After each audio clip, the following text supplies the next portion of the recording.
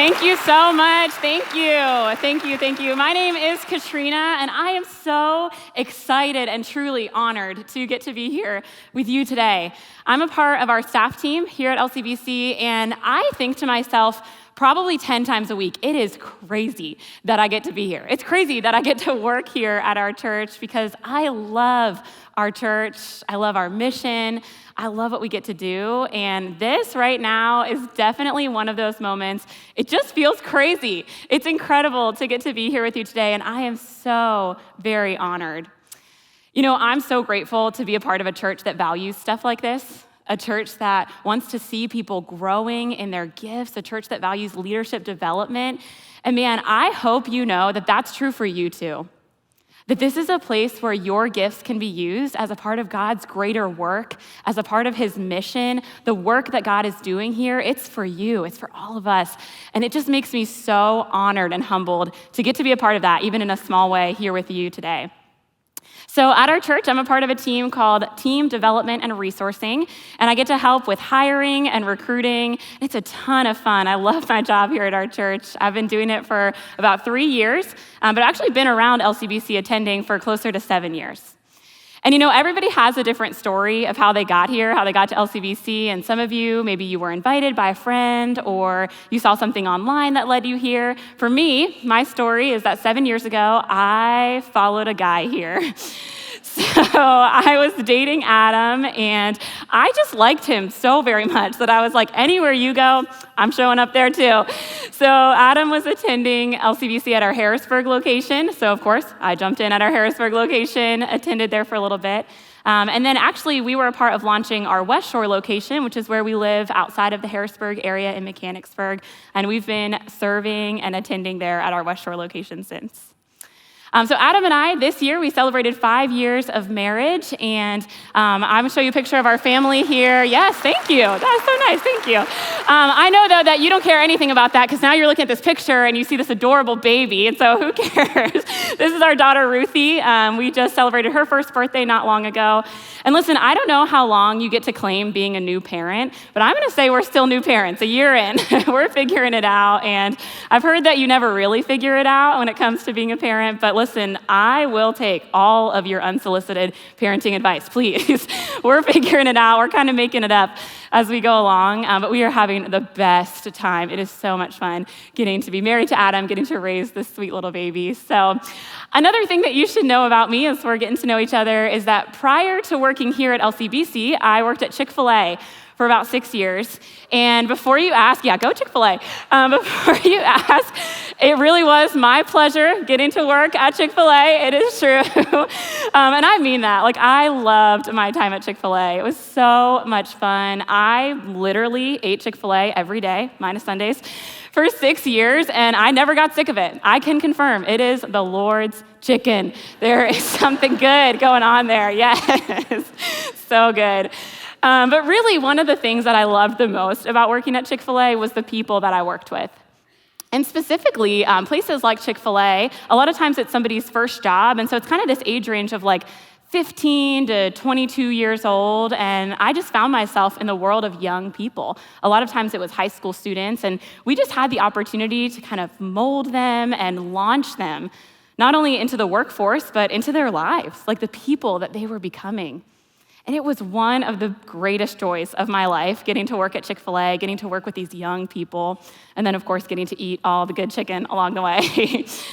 But you know, one of the things that I realized working with teenagers for all these years, it's those years are so foundational, right?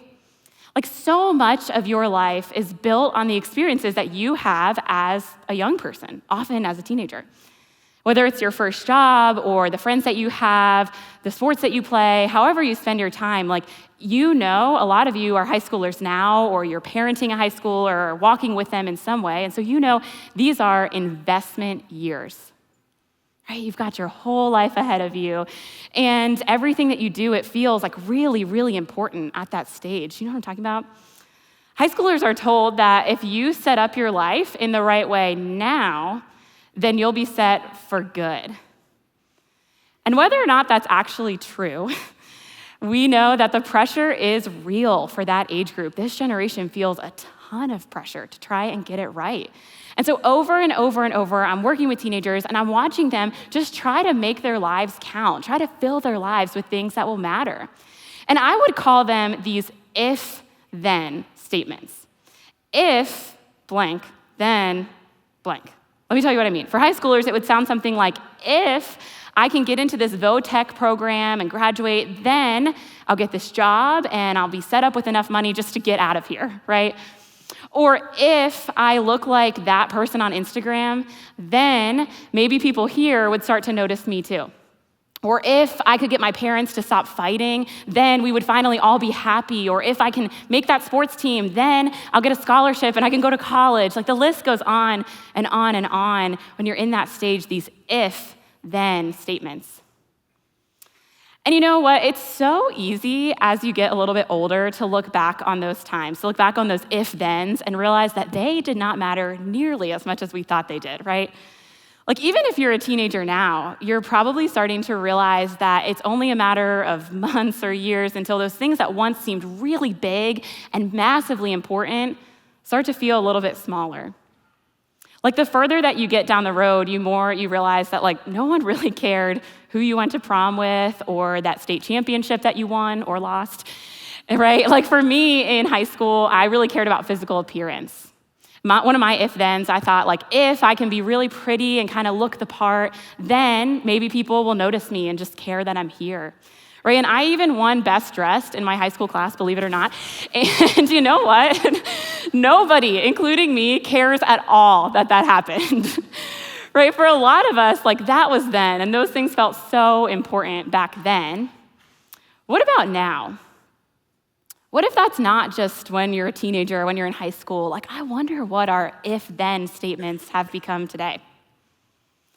Like in high school, maybe it was grades, but now it's that you've been on the sales team for years and you should have become a manager. You should have gotten that promotion. But the newer, younger staff got promoted ahead of you. If you could have just gotten that job, then your career would finally go the way that you want. Or maybe in high school, it was being in the right friend group, right? Having the best lunch table, like that felt so important. But maybe now it's that your friend group is dissolving because everyone around you is getting married and their focus is shifting to that person while you're wondering if you're ever even gonna meet that person, right? If you could just have somebody to spend your time with, then maybe you wouldn't even need that friend group in the first place. Or maybe it was appearance. Like I said, this was a big one for me, the way that I looked and wanting to fit in and look the part. But maybe now it's not your physical appearance so much as just the way that things look from the outside. Do you know what I mean? Like you thought that maybe you'd have this perfect Instagram-worthy family with well-behaved kids and the matching Christmas pajamas, but instead you find yourself picking up your kids from your ex's house every weekend. Not the way that you thought it would look. And if you could just look like you even have it together, then maybe things would start to go the way that you hoped. What is it for you? And what is that thing that if it would just go this way, then life would be as you hoped that it would be? And really, here's the deeper question. Why does that matter so much to you? And I'm not saying that those things don't matter, right? Like a lot of those if-thens, they're in pursuit of good things. They're not bad. But man, whether you're a teenager or not, like these things, they feel important because they are important, and it's attached to this deeper thing that's happening inside of us. Like those if-thens, I think they're really just attached to our identity, to our sense of who we are, the hopes that we have, the things that we want so much to be true in our lives. Like it really comes down to this question, not just what do I want for my life to be about, but actually who do I want to be? Who am I becoming? Or like really simply just who am I? And so if these things matter so much to our identity, to who we are and what our lives are about, like I think it's worth asking just a really honest question, which is just these if-thens, are they working? Are they delivering on the things that you thought that they would lead to? And again, like these things aren't bad, but maybe they just aren't meant to be the ultimate thing that shapes our identity. Maybe those if-thens weren't meant to be the ultimate thing that shapes who we are and the way that we live our lives. And so if you're here and you've ever found yourself disappointed, or honestly even just kind of indifferent, feeling kind of meh about the things that you thought would bring you the life you really want, I wonder if maybe the things that you were chasing after weren't the problem. It wasn't that question of who am I that you're asking. That's a good question. But maybe the problem is actually the question that we're asking, what it's leading us to, might not be what we were made for. Maybe the things that matter most to us, the question that we should ask about those isn't who am I, but maybe there's something else that could lead us to a better or a different answer.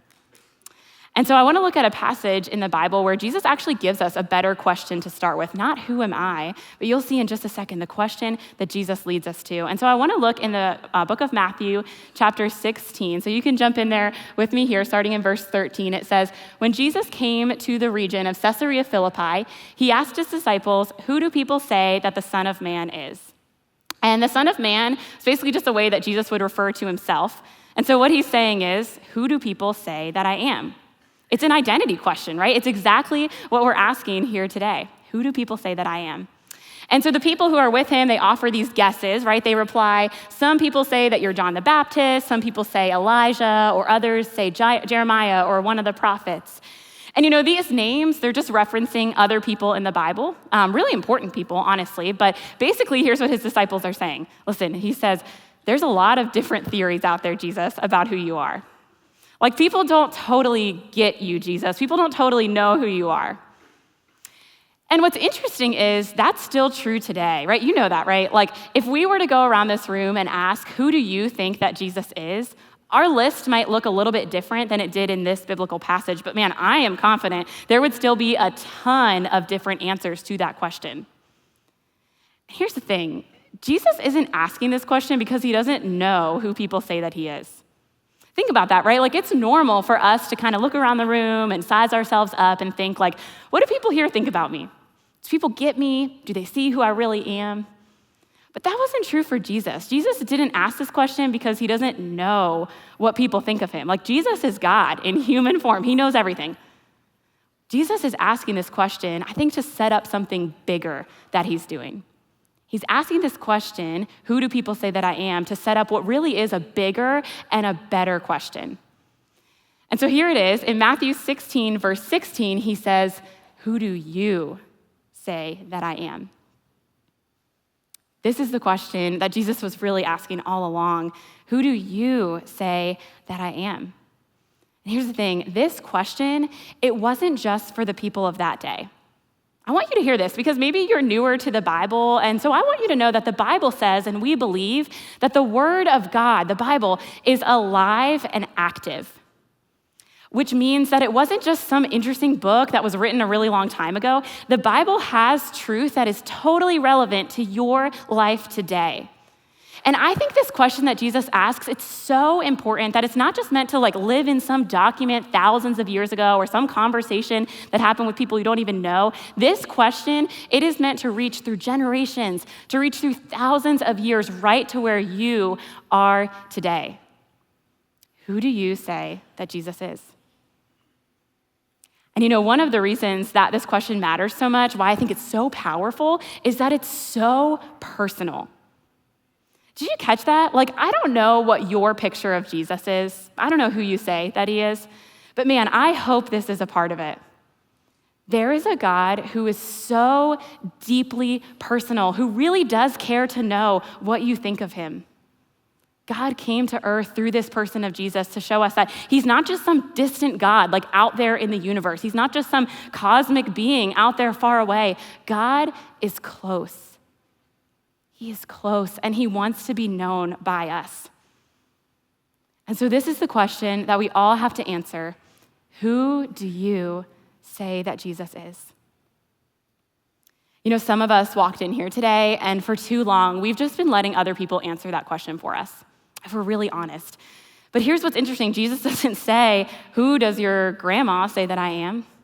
right? Jesus doesn't say, who does your high school ministry leader say that I am? Or who does your wife say that I am? Who does TikTok or YouTube say that I am? Jesus already told us. There's a lot of different ideas out there. He's well aware. But listen, Jesus does not care nearly as much about any of those ideas as much as he cares to know what you think of him. He is close. He is personal. And so one of the people who's there with Jesus that day kind of pipes up and answers this question. And so jump back into Matthew 16. It says, Simon Peter answered, "You are the Messiah, the Son of the living God." And my guess is for us today, if you were to answer that question, who do you say that Jesus is? It might not sound like this. It might not sound, you are the Messiah, the Son of the living God, right? Like those aren't words that we use in our everyday language too much. They feel really biblical and you might not use those a lot. But here's what Simon Peter really was saying. The Messiah, from the language that the Bible was written in, it translates to mean the chosen one. And that's because people like Simon Peter waited centuries for the Messiah, for this person to come and rescue their people. You see, in other words, this is Simon Peter's if-then moment. Simon Peter would have spent his whole entire life waiting for this Messiah to come because he was oppressed by this foreign government who had taken over their land. And he would have spent his life thinking, if the Messiah would just come, then we would be freed from this oppression and pain and hardship. Our life would look the way that it was meant to. Simon Peter's life didn't look at all like he hoped that it would. And so in this moment, what he's doing, he's saying, Jesus, you are the answer. All of those hopes, all of those if-thens, Jesus, it's pointing to you. You are everything that I have been waiting and hoping for. Have you ever felt that way? Have you ever felt like you're waiting on God to come? You know, my guess is, even if you haven't said it in those words, you probably have felt that, right? Because we all know that feeling that there's just supposed to be more.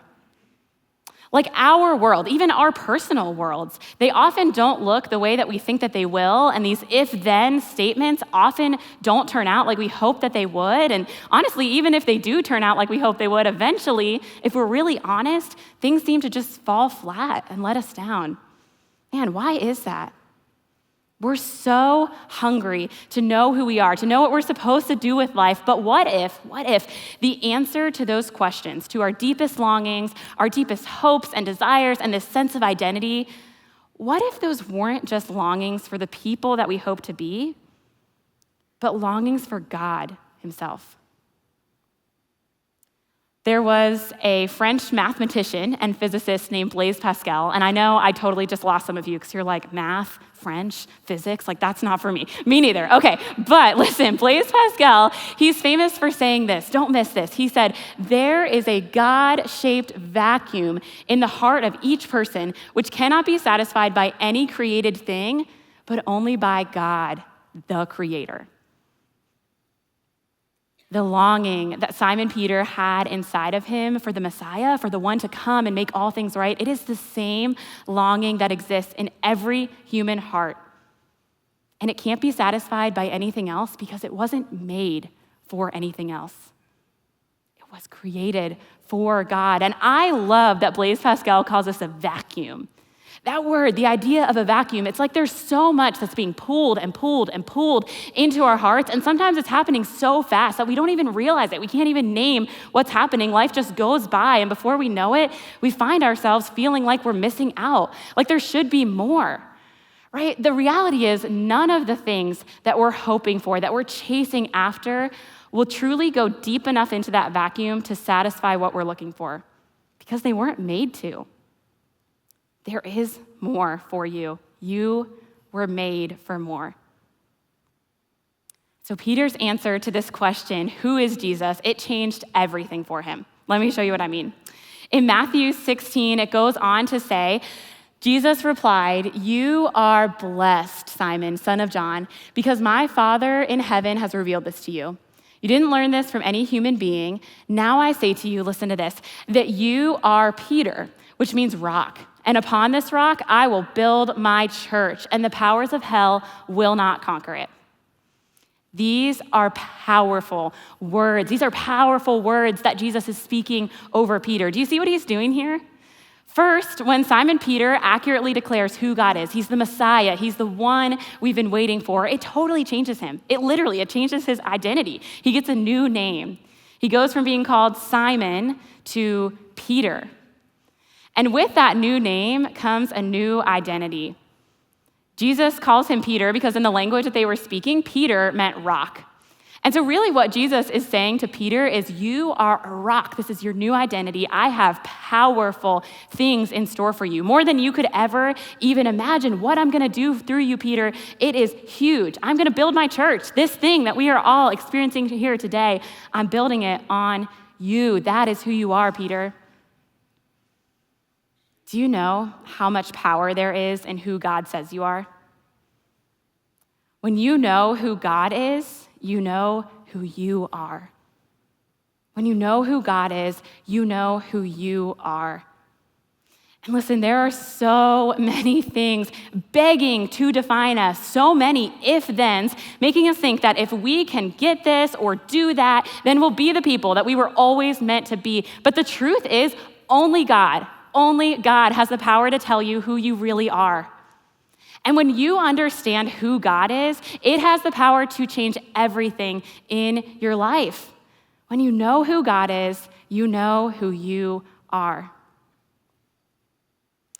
You know, earlier we were talking about our teenage years, and for me, when I was in high school, I got super into art. It was a phase that I went through, and I took this art history class in high school, and it was so interesting to me. I really geeked out, like learning about all these different artists and what they made and why they were important.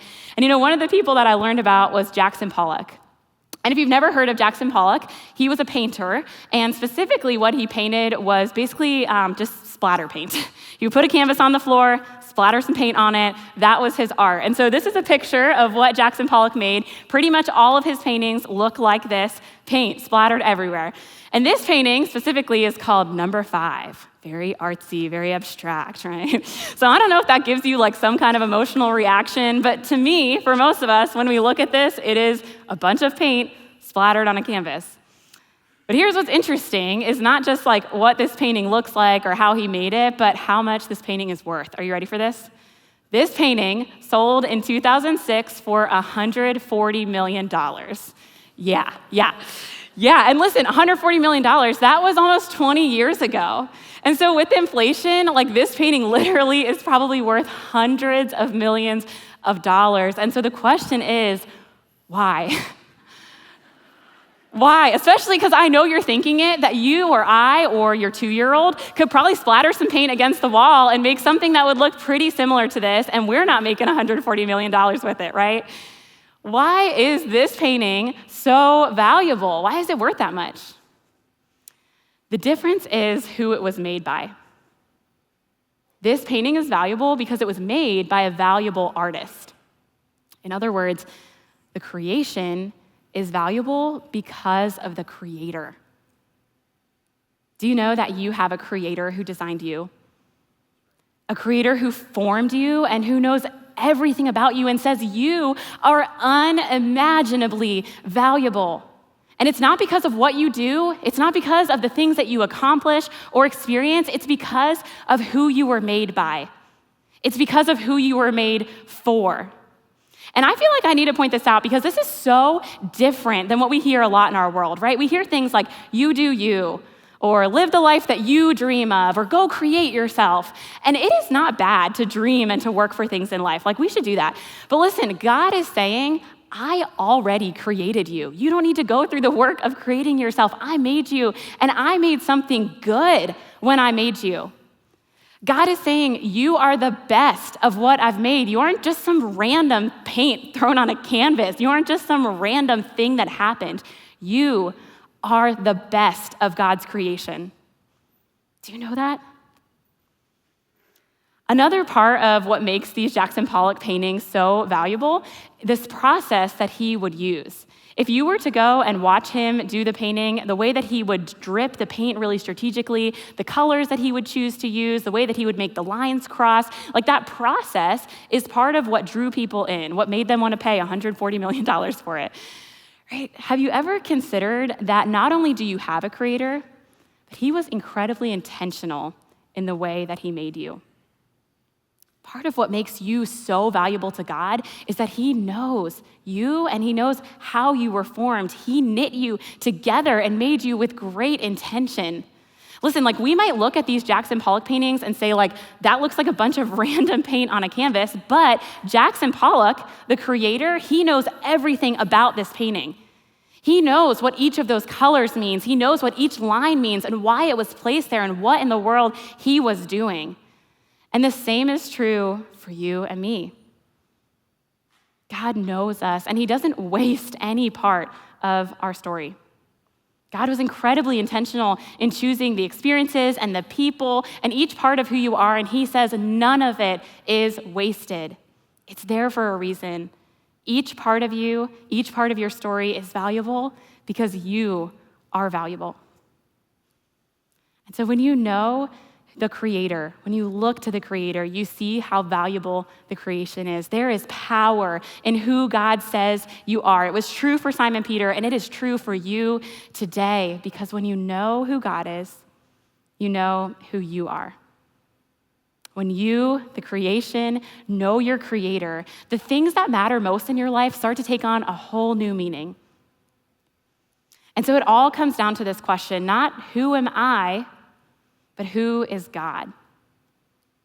Because knowing who God is, declaring it, just like Peter did, it gives us a new identity. It gives us a new way to define who we are. And honestly, for some of us, those if-then statements have just defined us for too long.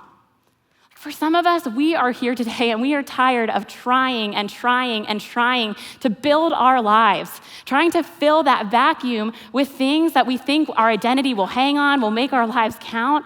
But if we're really honest, those things, they just aren't cutting it. And it's exhausting. Man, let this be a relief to you today.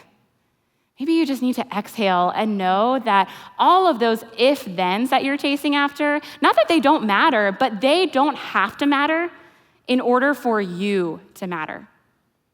Do you know what I mean? Because of who God says you are, your life matters even if nothing goes the way that you thought it would. Or honestly, even if everything goes the way that you thought it would and you're still just feeling that God-shaped vacuum, these if-thens, they don't have to matter in order for you to matter. And so if it's true that when we know who God is, we know who we are, well, what does that actually look like? First, we have to answer this question, who do you say that God is? That is the most important question that we're asking here today, and I believe the most important question that you will ever answer. If you're here today and you've never considered the answer to that question, you've never answered that question, who is God? Man, today's the day.